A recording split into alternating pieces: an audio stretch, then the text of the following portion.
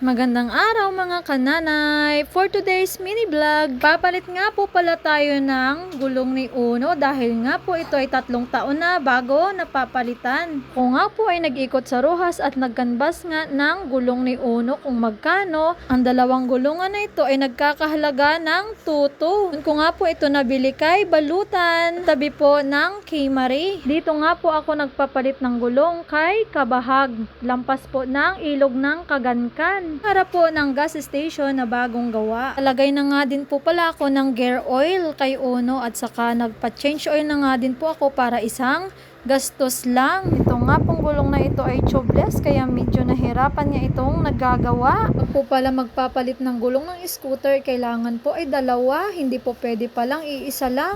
Dahil hindi ko nga rin po palagi ginagamit ito si Uno, kaya ngayon lang napalitan ng gulong. Eto na nga, tapos na nga ang paglalagay nila ng gulong. At maya maya ay tatanggalin na din nila itong gulong sa likuran. Eto na nga, sinisimula na rin nga nila ang pagtanggal ng mga tornilyo. Eto nga, nilalagay na rin nga nila itong gulong sa may hub. Bali nahirapan nga sila dyan at naghintay nga ako ng 2 oras pagkabit lang ng gulong. At sabi ko nga din kay kuya na magpa-change oil na nga din ako. Hindi ko na po pala na video itong paglagay nila ng gear oil.